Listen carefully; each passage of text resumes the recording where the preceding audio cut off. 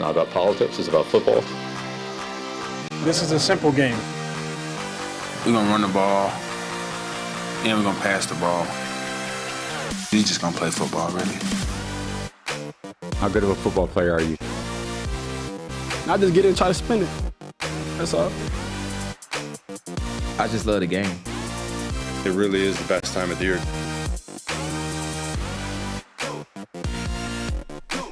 What's up, everybody? Welcome back to It's Just Football. I'm Trevor Sikkema. That is Mike Renner joining y'all on a beautiful Wednesday morning here in the PFF studios. Mike, how are we feeling this morning? I feel good, man. Obviously, no football today, no football yesterday, but I'm kind of getting excited for the slate this weekend. College, at least, is looking good, and we're talking draft on the show for the first time. We are indeed talking some serious draft on the show. We've got a fun show for you guys today. Not that any show isn't fun, but this one, we went very outside the box with it. We're doing some team funerals. We're having some services for teams that we think have passed here in the 2022 season. You mentioned we're going to talk about drafts, so we're going to segue into it. A little bit of draft talk, take a look at the draft order as it sits right now. We are also going to have Caroline Hendershot on the show, who covers the New York Jets for the New York Jets. We're going to get an inside look at everything that's going on there in New York.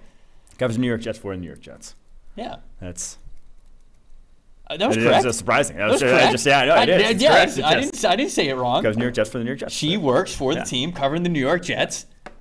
Working for the just, New York Jets. It's like, from a high level perspective, it's just a weird feeling, like a weird thing. It's like I cover myself from myself. I don't know. Nobody wants to cover you, though. Yeah, that is true.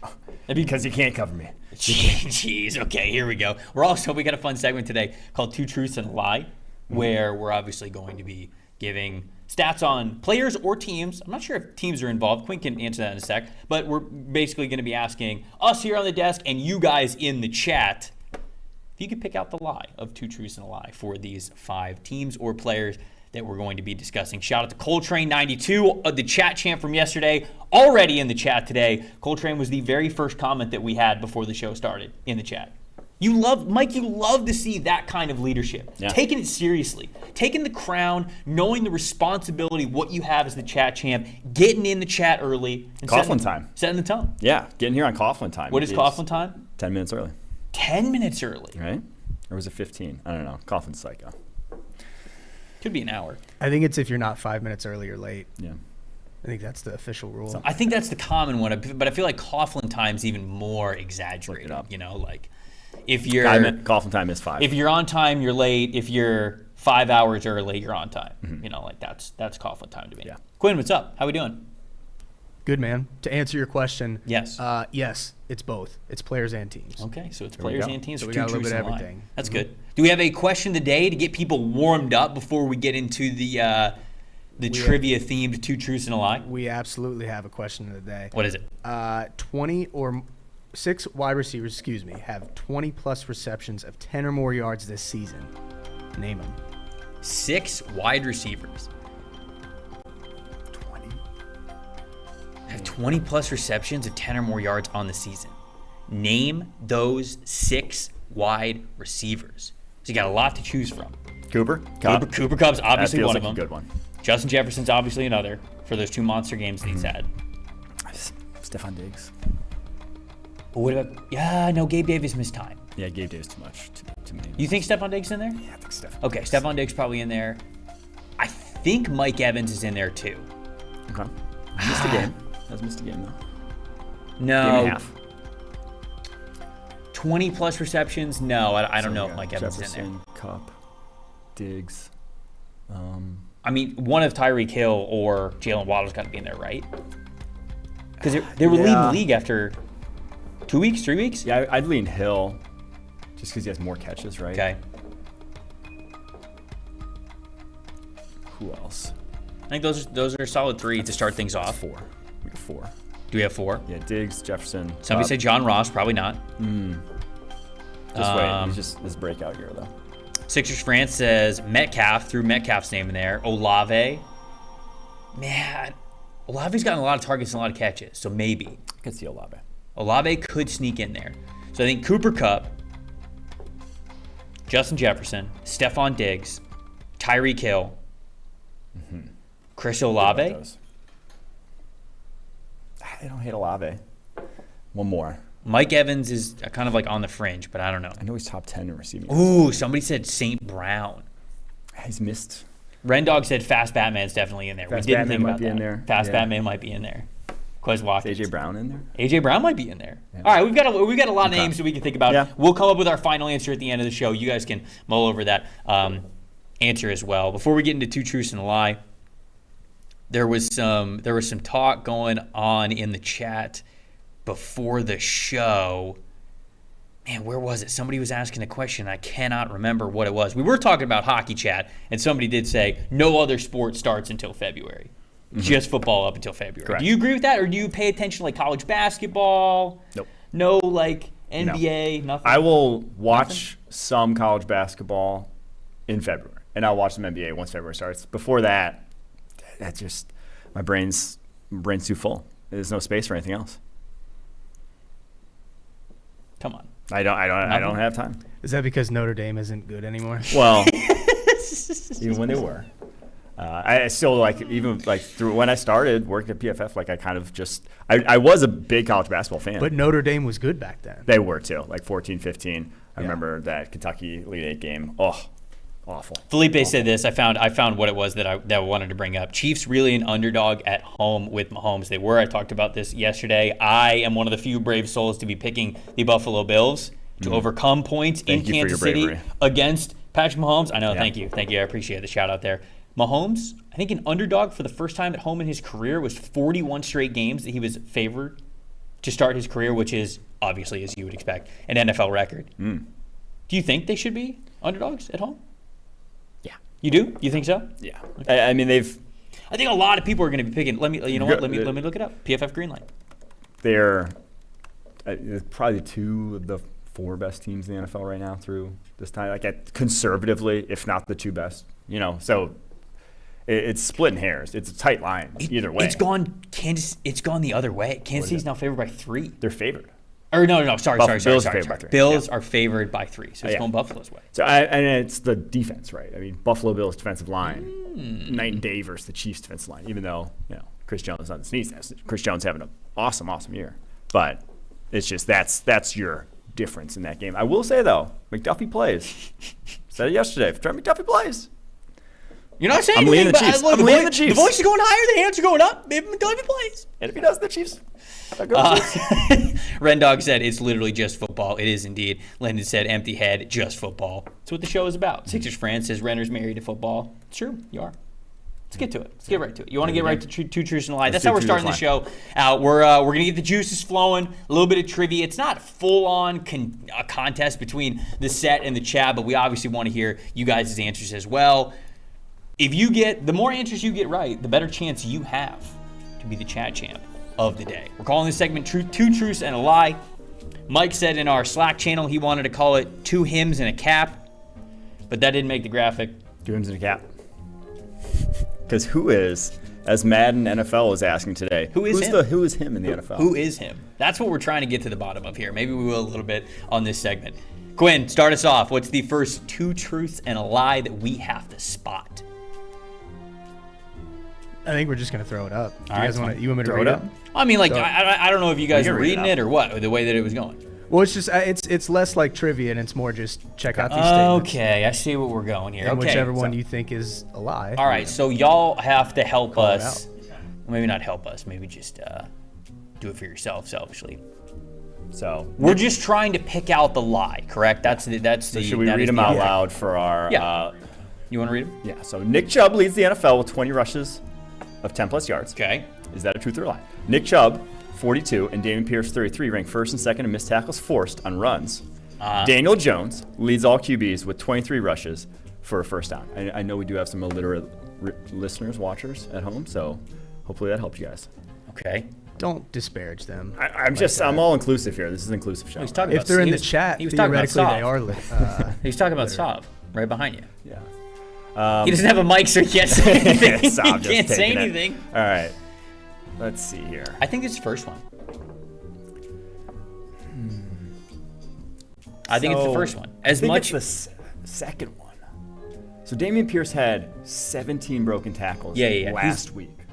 which means he would have had 16 before. Do you think the producers are going to get cheeky on us here and say like, oh, Dameon Pierce is actually number one? So through 4 that's the games, you lie. think he only had 16 broken tackles? I think he had more, right? than So that. you think that's the lie, that Dameon Pierce should be number 1 and Maybe Chubb would be not. number 2? Maybe not. That would be, if you guys did that to us on the first question, that's going to be tough. There's no trick questions. These are all legitimate, Okay. data-backed, data-based answers. Okay. Then Who is Yeah. Most.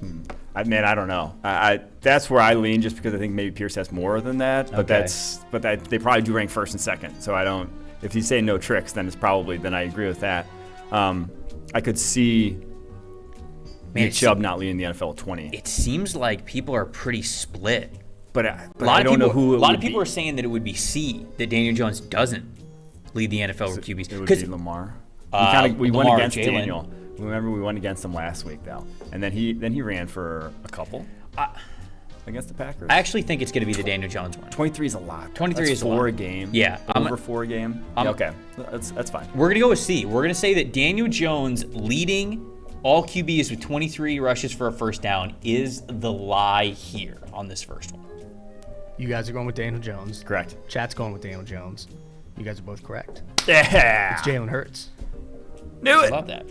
Yeah, know it, it was but knew either it. it was either going to be Hurts or Lamar. You said Lamar. I immediately went with Jalen Hurts. I felt like Jalen Hurts is going to be the answer. The Eagles' offense has just been moving along too well. Now, Daniel Jones has shown what a asset his legs are, right? They clearly are not afraid of this guy's long-term health being an issue. They are sending him at linebackers right at the sticks consistently. I do love it. Hey, let's not pick up his 5th-year option and then run him 10 plus times. Let's just make him a human tank. Yeah. Right at the line to gain. All right, that was fun. What's the next one? All right. Geno Smith has the most pass touchdowns on throws 20-plus yards. Justin Herbert leads the NFL in red zone pass touchdowns. Or does Josh Allen lead the NFL with 13 completions on throws of 20-plus yards?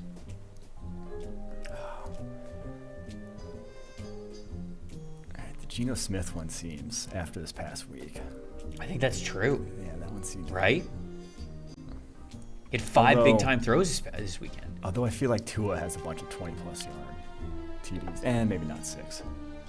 6 is a lot. Red zone pass touchdowns, Herbert. I don't think that's true. Yeah, that one's the one that seems, because I mean Mahomes is right. I think it's Mahomes is like it's Mahomes. It's Mahomes for the red zone. I'm gonna say Yeah. Justin Herbert leads the NFL in red zone Because pass that one, TDs. I mean, he had a bunch. He had what, 3 more this past week, 4 more this past week in the red zone. All in the red zone. They all went to Kelsey. Oh yeah, That's- right. They all went to Kelsey. And they're all 25 yards. There were Has none to of them be. were outside. Has It to be. Has to be B. We're going B here. All right, you're going B. Yep. Chat's going B. Yeah. You guys are right. Yeah, Chad Patty said Mahomes. easy money. Yeah, that was like 95%. Yeah. That Chad said that. 14. It's a That was lot. layup. All right. All right, next, next one. one? Mike Williams leads the NFL in catches and yards versus single coverage. John Dotson leads the NFL with 4 receiving touchdowns versus single coverage. Or does Justin Jefferson lead the NFL with 29 catches for first down? Oh, this is tough. This one's really tough. Which one? You know, Mike Williams isn't a bad 10-plus yard receptions. Oh, trivia yeah, today you're also. right. I think this answer might actually help us out. Mike Williams might be in that that opening trivia question. 4 TDs versus single coverage. So I did actually. Travis Kelce leads the NFL with 7 touchdowns, and there's a few people with 5.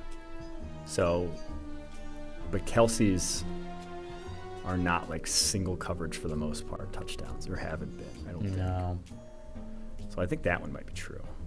I think the Mike Williams one is true. The J. Jeff one, do we think is false? That's a lot. Do we think he has 29? Yeah. Oh, I and guess would he have it's more not. than like Cup? Because Cup gets a zillion. Who's leading that? I'll say Receptions? I'll say the Justin Jefferson one's a lie. I'll say the Cooper Kupp has more than him. Okay. That's what I would go with. Yeah, I can get on board with that. I'll say C. Okay. I think I'm gonna go with C. You guys are going with J. Jeff. A lot of people in the chat are voting A. Yep. Although, yeah. Chat's going with Mike Williams. And you guys are right. It's actually Cooper Kupp. There we There go. it is. Yeah. We First got down it. catches. Nailed it. Dude, the whole time that we've been watching the Rams, they're just force feeding this guy over and over and over again when Matthew Stafford's back is against the wall, whether it's pressured, whether it's not, it just doesn't matter. They're going to him so many times. So there we go. Okay. Not that it's competition. We're not in full competition. We're getting you guys warmed up because trivia is tomorrow. So we're getting the competitive juices flowing, but we're not keeping score completely, even though if we were, the desk would. They were close though. 41% for A, 39% for C. So 39% you should feel good about Yeah, yourself. that's true. All right, last one. Last Yep, one here. Last one. What do we got? Greg Rousseau is one of 2 defensive linemen with a pass rush win rate of 25% or higher. Michael Parsons leads the NFL with 17 total hurries, or Nick Bosa leads the NFL with 31 total pressures. Wow, this is good. I'm actually tempted to. I think Rousseau's correct, right? Yeah, I think Rousseau is correct and Bosa is correct. Okay. So we're going to go Bosa Parsons. definitely leads the NFL in pressures. So if they're not getting super tricky with their answers here with like, oh, it's not, it's actually Hurries. 32. So Parsons already has, what, like 6 sacks and like 7 hits? Parsons has a lot of production, but I'm pretty sure Greg Rousseau is above 25%. Yeah. And I'm pretty damn sure that 31 number is right for Nick Bosa. Okay.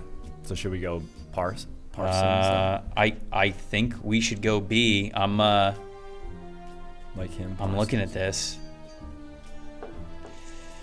A lot of people voting A, B, definitely ahead right now for the good people. What's the difference between a pressure and a hurry? Okay, so sacks, hits, hurries. A sack is obviously, that one's, you know what a sack is. A hit would just be taking the quarterback to the ground, but the ball's away already. And then a hurry is just, you're in the quarterback's face. You're affecting the quarterback, but you don't take him to the ground. There you go. Then we're going B. So I think B. You guys are going B? Because Michael Parsons, he finishes all this shit. If he's there, he's taking you down. SC81 said Bosa had 14 pressures, but that was in one game. Okay, and then a pressure is all of those combined, sacks, hits, and hurries. Yeah, combined. Bosa is because somebody in the chat was like, no, Bosa had 14. No, this is total. This is 31 on the season. We're going B. You guys are going with Micah? We're going B. Yep, Chat's yep, going yep. with Micah. Yep. And you guys are right. There it It's is. his teammate, Marcus Lawrence. Oh, hey. Oh. Because Micah Parsons, Haven't seen that coming. He doesn't just let him be hurries. He gets there too quickly. You know, if he's there, he is taking the quarterback down. All right, that was fun. It was good. Again, that was a nice little appetizer, a nice little horse of wars, if you will, for trivia that's coming up tomorrow. Somebody said in the chat they couldn't see the question, so hopefully they were able to just listen and they get the answers that way. Yeah. Felipe said he went 2 for 4. It's not bad. Of Parsons, so that's some stats. Of Parsons' 28 pressures, 13 have been sacks or hits. So he is only 15 hurries for him. All right, there we go. Yeah. Ready to bring in a guest? Let's do it. All right, let's do it. Now we are welcoming to the show our good friend, Caroline Hendershot, who, as we emphasized at the beginning of the show, covers the New York Jets for the New York Jets.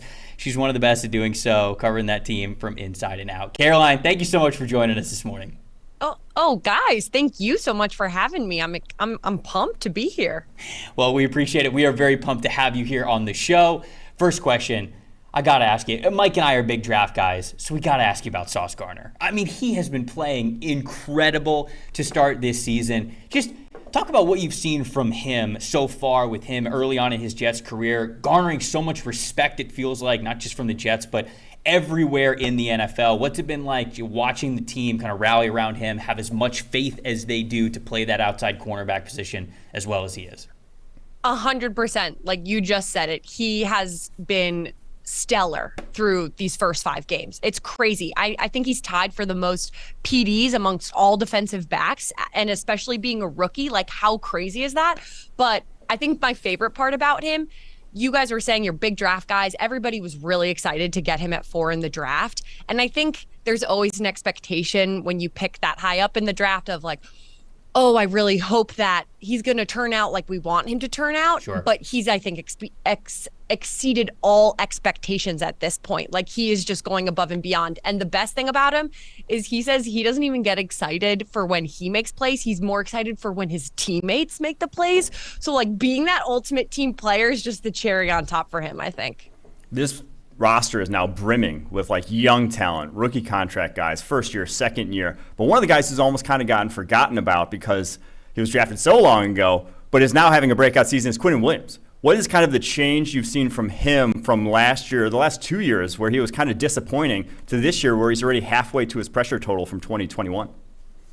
I know he has been on another level this year. I know since the first day of training camp, Robert Saleh was stressing he's in the best shape of his life. He's just come out and has been an absolute force.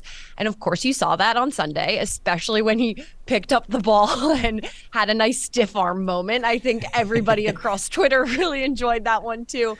But when I spoke with him a couple of weeks ago, he said he doesn't even view it like that. He has an expectation for what he has in his mind of what he can reach and how much he can bring to this team. And he's not nearly where he wants to be. So even with his numbers this season already, like you said, it's just, I think it's going to continue to build for him. We were waiting for what this team was going to be like when they finally got Zach Wilson back, right? I think that everybody was very worried when they saw what happened in the preseason, not exactly sure how much time he's going to miss. He's now back in the lineup, and I'm sure he's still getting acclimated to regular season speed coming back off that injury. But what's the vibe been like getting him back? Obviously, they've won 2 in a row. They feel pretty good at this point after a really great week last week. But just talk to me about the feeling of getting Zach Wilson back and what the energy is like with him now back at quarterback. I think everybody was excited to have him back, right? He's QB number 1. To have him back coming off this knee injury, I think everyone was really excited. But I think the fourth quarter has really shown what Zach is made of. The 5 fourth quarter touchdown drives and 6 possessions over the last 2 games, crazy. He's just been on it in the fourth quarter. So I think everyone was really excited to have him back, but then the way in which he came back, I'm sure there's still things that he wants to clean up, of course, like any professional athlete does. But that fourth quarter, when the game comes down to the line, like, he's been as good as it gets, I think. The big reason why he's had so much success this past week, only under pressure 5 dropbacks. And a big reason for that, Elijah Vera Tucker, their first round pick from a year ago. First ever start in college, high school, whatever, at right tackle, doesn't allow a single pressure. What's the plan for him long term? Because obviously he looked great at the right tackle position, a position they've struggled with here of late. Are they going to keep him there, kick him back inside? What's the plan for him? I literally don't think there's a position he can't play. He was saying last week he wants to go score a touchdown. So, like, you might see him getting touchdowns at this point next week. Put him on a goal line. Put him in the goal line package. Just hand it to him. I'm here for it. I want to see a big man touchdown. But it's crazy. This guy is so athletic and so versatile. I just love how I don't even think that the amount of attention he's getting right now is worth it, because everyone, coaches, players, he's the most selfless. He's putting the team first. He was taking extra reps at left tackle just in case, weeks leading up to his switch to left tackle, which is just mind-blowing to me. It's his 3rd position in the last 2 years. Like, he is just so versatile. And when Matt LaFleur and Robert Saleh have been talking, or Mike LaFleur, sorry, I've been talking this past week. I've got Green Bay on the mind. You did. They've just been saying that it is so hard to describe what he's done and how well he's done it, that it can't even really be brought justice. And I think that's the biggest sentiment. This player is so special, and it's so great to have him in that front line, but it is just so crazy how talented he is. One of the last questions for me, you have such a great spot of getting a behind the scenes look at a coaching staff that a lot of people really loved. When Robert Saleh was hired to the New York Jets, everybody was like, yes, this is a fantastic hire. This is the one to get them over the hump. Obviously, sitting here at 3-2 to start the season, and not having Zach Wilson for all of that, you love to see it. But just talk about what it's been like getting to cover this team with Robert Saleh at the helm. Some of the things that he has instilled in the players, in the program, just everyone else around him. What's it been like covering Robert Saleh in these couple of years with the Jets? I think the best thing that he has brought to the Jets is the culture. Like, I always stress, culture is everything. You can take a team full of absolute superstars with really bad culture, and they won't be successful because culture is truly the backbone of everything. And so he has really instilled, and it's been a slow process of just like chipping away and finding the right guys that fit the culture. And it's really coming into fruition. I think you can tell now. But just that, even after last game, after that 40-17 victory over Miami, he's saying winning is expected. Like, I wish you guys could go out and have a great night out on the town, but this is expected, and like start instilling that in your brain. And even just the culture carrying over to players being more excited for each other than for themselves. Michael Carter gets 2 touchdowns last game, his first of the season, and he's like, no, Elijah Vera Tucker needs to go to the Pro Bowl. Like, he's using his time in press conferences and in interviews to stress another teammate. And so I think just seeing that, I don't sometimes think people realize how big of an impact that culture is, but it's just been so amazing to see it really come to fruition. And these coaches who bring it day in and day out, finding these players who bring it day in and day out. And it's just really great to see it all kind of come to one head. You got one more? I got 2 more quick ones, if you don't. I was just going to ask for a prediction for the game this week. Okay, Traveling to Lambeau. Go ahead. I'm a Packers fan, shareholder. I just want to Share. I'll get a prediction so I can talk a little trash here. Guys, the game this week, as in the Jets game this week? Yes. Oh, okay. It's not the Packers game this sorry. week. The Jets game this week. Yeah. there we go. I like that. That was come good. on. Jets first, always. I think it's definitely going to be a challenge because the Packers are coming off the loss to the Giants. Sure. They're definitely angry. But the travel home from London, I think, is more taxing on the body than people seem to realize. And the Jets' record at Lambeau isn't bad, but it's Aaron Rodgers who is he's such a weapon. So I think they're going to have their hands full, but I don't think it's something that isn't possible for them to take. So I'm really excited. I think it'll be a close one. And I'm excited because I get to go to Lambeau, and I've never been to Lambeau. So It's awesome. It's awesome. My parents live there. That was one of my favorite parts of covering the Bucs when I did, is they Yeah. actually played in Lambeau that one year. So it was a great trip. I know that you're definitely going to enjoy it. Caroline, I have 2 very quick food-related questions before we get you out of here. One. Okay. Have you had Sauce Gardner's Buffalo Wild Wings sauce yet? I have. And let me tell you, I loved it. Okay. It was really good. It was like sweet, but also had just the right amount of kick because I like spice when I'm having a buffalo wing. Okay. And let me tell you, it was like sweet but spicy. It had everything, and I was very pleasantly surprised. We might have to do that for Thursday Night We'll have a Football. show from Buffalo Wild Wings sometime. Oh, Quinn set it up. We need it. 100%. Last question. In your bio, you said you are a Reese's Shapes enthusiast. Am I a fool? What is Reese's Shapes as opposed to like Okay. Reese's Pieces? And Let me pull up my sleeve. please and get do. very Please get into serious. this. It's I like need the to know. Easter ones and the egg. Okay, And so Reese's cups, obviously everybody knows, but the shapes, so they make Christmas trees, they make hearts around Valentine's Day, they make eggs around Easter. Yes. Apparently there's footballs. I've never had one, but the shapes, because the distribution of peanut butter versus chocolate There's more is peanut butter. different. Yeah. The shapes are superior. They're so good. This is like the hill that I will die on. That's the take I've had for it. I 100% agree. You need more. You don't need that much chocolate that their cup gives. You only need a little layer to get the flavor. So the And then ratio peanut butter is the better. peanut butter is the real star. Yeah. Yeah. My All about my ratio. entire food life has been enhanced. Not only do I know the New York Jets a lot better, but now I have better taste as well because I'm going to go try Sauce Gardner's wing sauce at Buffalo Wild Wings. And the next time I see some Reese's Shapes, I'm going to make sure that I get them. And I promise I will report back to you when I do that. So, Caroline, thank you so much for joining us. We really appreciate the great insight on not just the New York Jets, but also your culinary expertise as well. Thank you for joining us. Thanks, guys. Appreciate it. Oh, that was good stuff. I couldn't That was do just that. football. It was just football. It was just football. It's just football. And sometimes I mean, that's a part of football, though. it is. part of football. You got to fuel up, or you can't play football. If tailgating didn't exist, football, no one would watch football. Oh, I don't know if that's. If wings didn't exist, it all goes hand in hand. Look, we were actually talking about wings before the show. Yeah. A little transparency, we were. So I might actually have to get. What do you wings. guys think the best shape actually is? for Because I think there's a clear-cut answer here. for With a Reese's. for a Reese's? My peanut butter? initial thought was egg. It's egg. Yeah. Yeah. Eggs. Which probably just Egg's the easier best. to eat, Yeah. right? Yeah. I like the cup though, so I don't think I've ever had any other shape.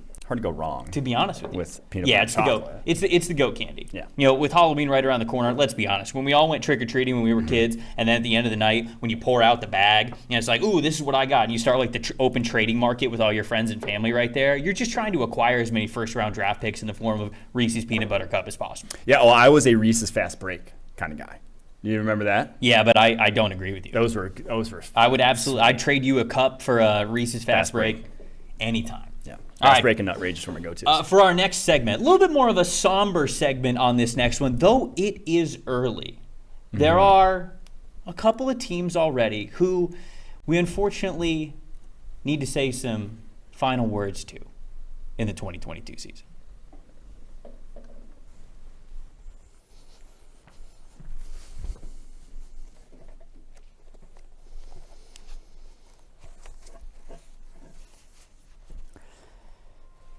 Thank you all for being here today. We are here to give our resting words on the 2022 Carolina Panthers. The Panthers were a team of hope. People were so excited to get Christian McCaffrey back and healthy again. The offensive line was new, but improved. DJ Moore was coming off 3 straight 1,000-yard seasons. And of course, they were making a much-needed change at the quarterback position in Baker Mayfield. But after a 1-4 start, and extending Matt Rule's streak of 1-27 in games in which the opponent has scored at least 17 points, there was no logic in delaying the inevitable. In the end, Rule was just 11-27 overall. It was reported that Rule took the time to address the team and thank every one of his players, a move that was admirable, that we applaud here today. The 2022 Carolina Panthers are survived by a talented defense. The likes of J.C. Horn, Jeremy Chin, Brian Burns, Derek Brown, Shaq Thompson, Frankie Louvu, and more. Whatever coaching staff comes in next will have a good foundation on which to build a great defense in Carolina. A defense like the ones that have propelled them to the Super Bowl in the past. After a long battle, we take solace in the truth and the faith that they are in a better place. And by that, I mean the top of the 2023 NFL draft order. A place where the days of bargain shopping for a quarterback, such as trading a top 100 draft asset for a quarterback the Jets didn't even want, is a thing of the past. If anyone would like to come up and share a few words on the 2022 Carolina Panthers, they may do so now. Yeah, I actually got a few things to say here, if you don't mind. I know we're not supposed to speak ill of the dead, but I say they're already dead. Nothing's bringing them back at this point. Let's go in, shall we? Panthers, to survive in the NFL, you have to have a plan. And it was clear from the onset, the Carolina Panthers had no plan.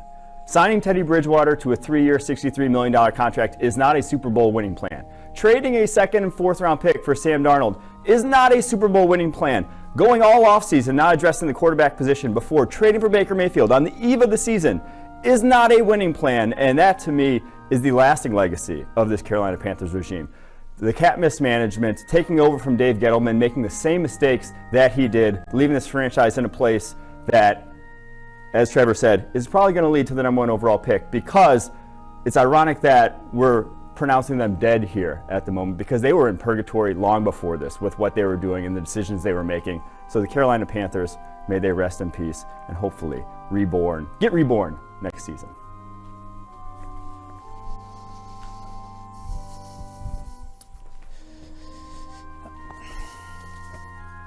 If I may, we are also gathered to say our final words on the 2022 Washington Commanders. Though they aren't legally dead yet, the cemetery was running a buy one, get one free plot of the land. And you know how some people buy wedding venues before they're even engaged just because they like the venue and they like the date? Well, that's kind of what's going on here. Why should we have to pay more money just because of the timing of when they were going to pass? Anyways, the Washington Commanders were a team that had hope as well.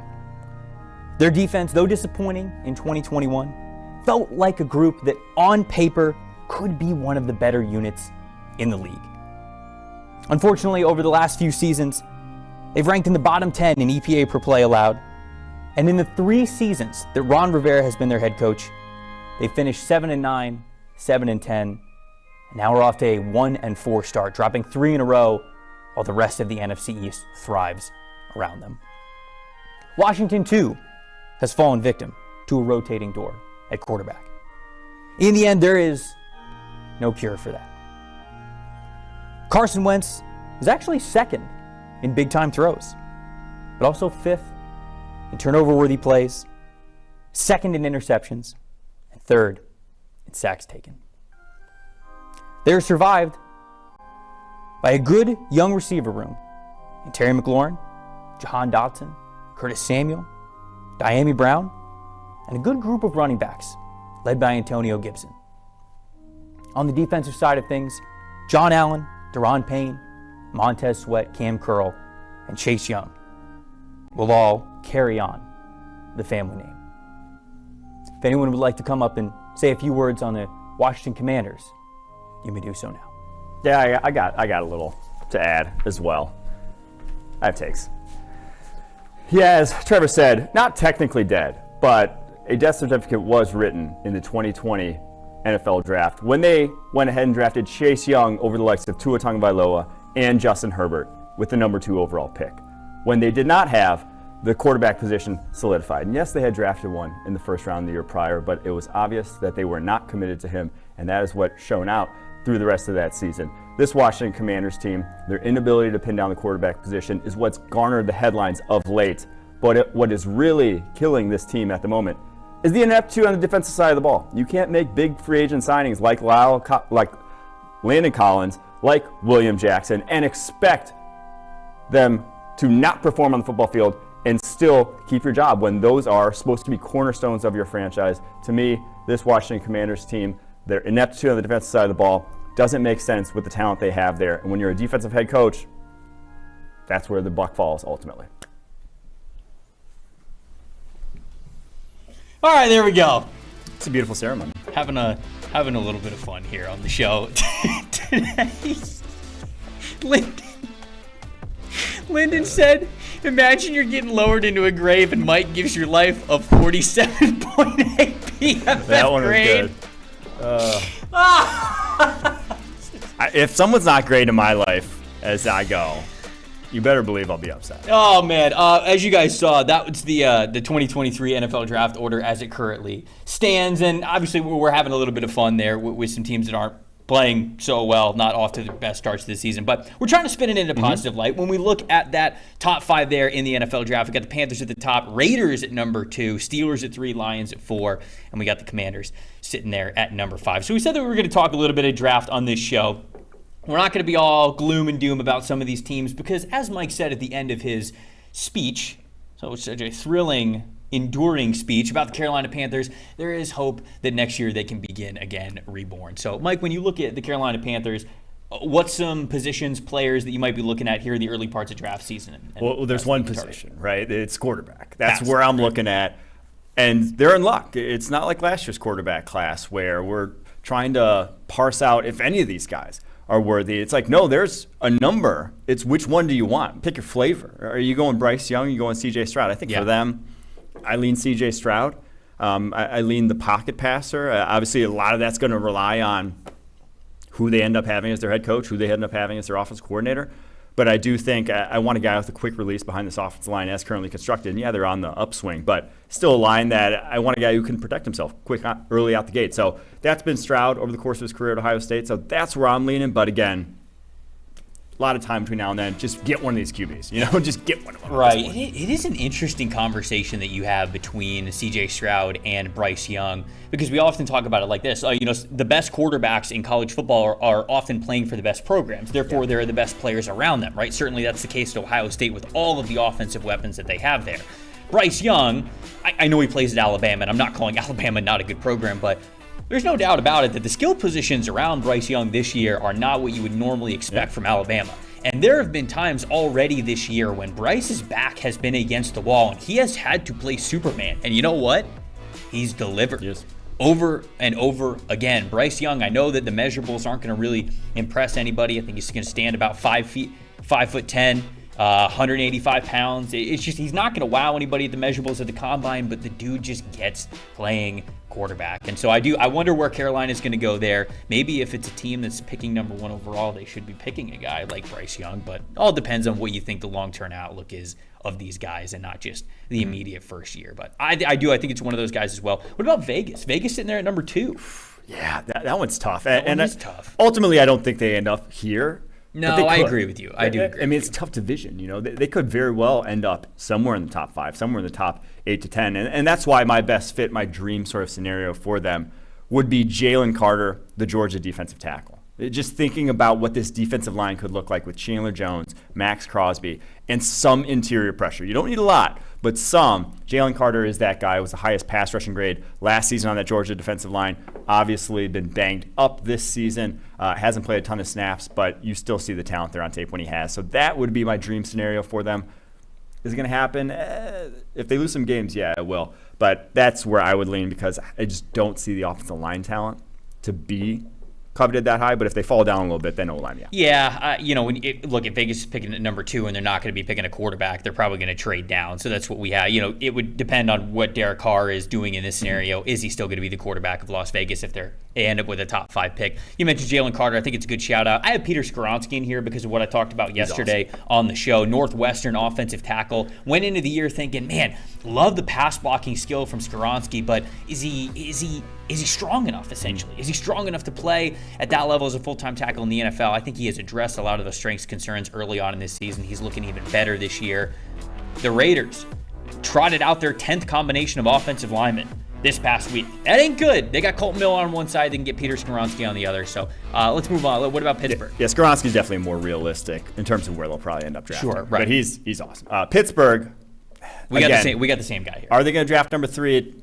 They're starting a rookie at quarterback. Yeah. It could go bad. Maybe. It could go south. Obviously, Kenny Pickett didn't look dreadful against the Bills, but he also wasn't, they put up 3 points. Wasn't lighting the world on fire either. So very well could end up there. And then the dream scenario at that point, just take advantage of this D-line class. Will Anderson Jr. You're sitting at the top there. Everyone else needs a quarterback. You can take the best edge rusher available because you already just took a quarterback last year. Obviously, it depends on how Kenny Pickett looks. Like if Kenny Pickett looks bad, I'm still going in this quarterback class. Obviously not making the same mistake we just chided the Washington Commanders for making. But, yeah, that's where I'm leaning for them is Will Anderson. Dude, I know that they already have T.J. Watt, and they do have Alex Highsmith as well, who I like. But Will Anderson on one side, T.J. Watt on the other. Yeah.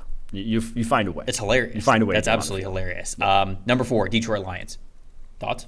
Detroit Lions. I'd pick Jalen Carter, the one that you had talked about Yes. before. I'd love for him to be an interior presence for them. I think they really need that. Their DT position is bad. No sugarcoating it. But they have young guys. You have Aleem McNeil, who's probably been their best defensive tackle so far this season. You have Levi Nwuzurike, who's been injured so far to start the season. So you have young talent. If you're going to try to upgrade that, I would lean free agency if I'm Detroit before I'm going to the draft. Because the draft, I'm looking quarterback, right?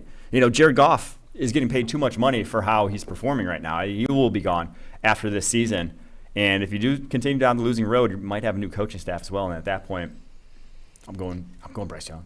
I'm going to a guy like that, a guy who is a gamer. And even if you're not, same coaching staff say, I think Dan Campbell would trend towards Bryce Young over C.J. Stroud because of that, because of the mentality stuff, because of the gamerness to him, because he's going to do whatever it takes to win. That's going to resonate with a guy like Dan Campbell.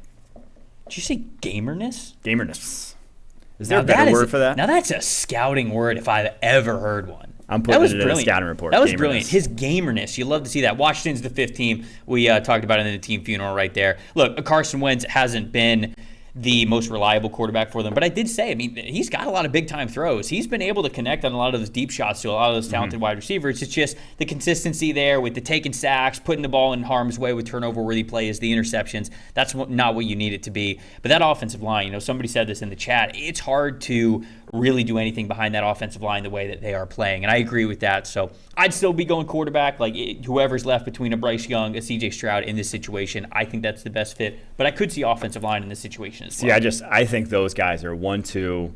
I think Levis is guy. If you're drafting outside the top 5, I think you missed the boat on the top QBs in this draft. I just think they're going to go early, and if they do fall at all, you're going to get trades up. So Washington's probably going to be in just 5 to 8 range, 5 to 10 range. I would bet at this point with how that roster is constructed. At that point, I'm looking Peter Skoronski. That's the guy I'm looking at. You have your tackle positions kind of solidified right now, but Charles Leno obviously getting up there in age in his early 30s. Skoronski doesn't have I don't think he has the length that's going to get coveted super highly, but you start him at guard, he can be your tackle of the future and solidify an O-line that's been shaky this season. All right, there we go. Those some NFL draft talk. It was good. It's good to start. It's good to be back. I will say, it's like the top end talent though of this class is a little. We're figuring it out. We're figuring it out. We're figuring it out. Figuring it out. Outside the quarterback. Love the quarterback. Yeah, there are a lot of good quarterbacks to choose from. All right, let's get you guys out of here with some locks of the week. Get some money that we really love. I'll start with mine. Shoot, I said it yesterday on the show. Seattle at home getting 2.5 against a Cardinals team that I don't trust at all. Yeah. Great. With the better Sounds quarterback? great to me. Sounds fantastic to me. Yeah. Greenland hates it. With the better quarterback? Yeah, I mean, look. Greenland hates Geno though.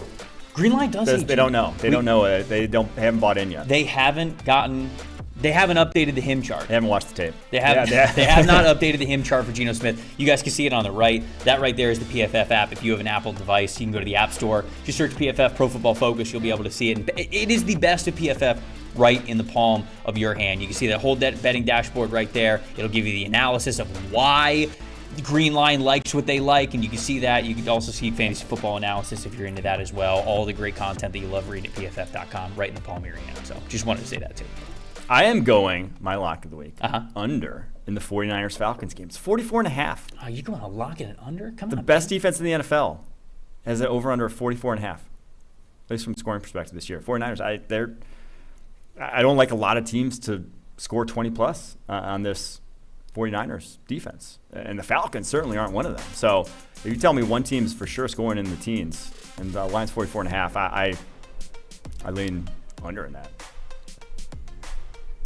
I'm not gonna pick an under to start the week. I'm not gonna. I need the over. I don't. I think unders are hitting this year. Unders are the hot spot.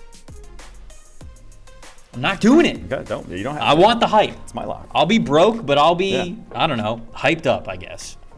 It's probably a bad motto, but that's what I'm going with. Trivia question.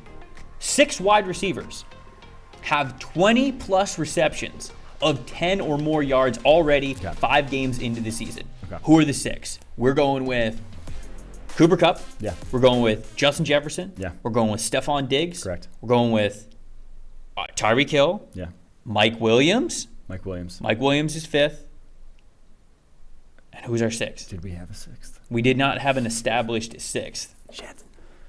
I'm trying to think. Evans could be 1. Yeah, he's played but a I don't don't think just not enough games played. I thought we had one more. I don't think he's there. Racking my brain. Oof. Curtis Samuel? No, don't do this to me. Not again. Metcalf. Somebody brought up Metcalf. Oh yeah, Metcalf. Not a bad Michael shot. Thomas is what somebody brought up. Yeah, he's missed time. Who is the 6th? Tyler Lockett. Actually, I like Tyler Lockett better than Metcalf. I think Tyler Lockett. I like A.J. Brown more than I like Tyler Lockett. That's who else we brought up. No, Lockett's been. No, what about Amon-Ra St. Brown? Now he's missed like the last game and a half, right? Or 2 games. Yeah. I like Lockett. Really? I'm going to say Lockett is my 6th. You think Lockett? You can go Lockett? A.J. Brown if you want. I'm going to go A.J. Brown. Okay. I'm going to go A.J. Brown. You're going Tyler Lockett. You guys aren't going to unify? No. Okay. We're going to be we're going to be divided here. Okay. We're going to be divided. Well, Somebody said you got 5-6 and Mike you got 4-6. Oh, get wrecked, baby! Kupp, Diggs, Jefferson, A.J. Brown, Tyreek Hill, Hollywood. Cheeks.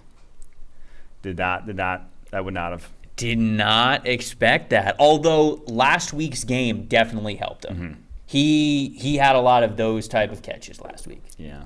Would have never gotten it. Very proud and happy to get 5 out of 6. Did anybody get 6 out of 6 in the chat? Anybody? I don't think we got 6 out of 6, but Lyndon is our chat champ today because he had a great comment during the funeral segment. He was the one that said, imagine you're getting lowered into the grave and Mike gives you a 47.8 PFF grade. Yeah, that was. That's a good one. I was laughing so hard. so hard when I read that comment the first time. Y'all were fantastic in the chat during that segment. We were watching the whole chat light up, whether it was paying respects with the Fs in the chat or the commentary there. Hopefully you guys enjoyed that. Obviously that was just something outside the box that we were trying to have some fun with on the show, as we do every single day. Appreciate you guys watching the show. Lyndon, congratulations on being the chat champ. You got to get in here tomorrow because it's Trivia Thursdays, baby. Trivia Thursdays. It is Trivia Thursdays. We're getting right back to it. The chat got us last time. The chat got us. We got one win on the Comeback set. season. Chat's got a win, and we got a tie. Everybody's 1-1-1 here to start this season. True rubber match. True rubber match coming up for trivia. So make sure that you guys don't miss it. It's right here at 11 a.m. Same desk, PFF Studios. For Trevor Sikkema, that's Mike Renner. For everybody in the production suite, we'll see you guys then. It's not about politics, it's about football. This is a simple game. We're going to run the ball, and we're going to pass the ball. He's just going to play football, really. How good of a football player are you? Not just get in and try to spin it. That's all. I just love the game. It really is the best time of the year.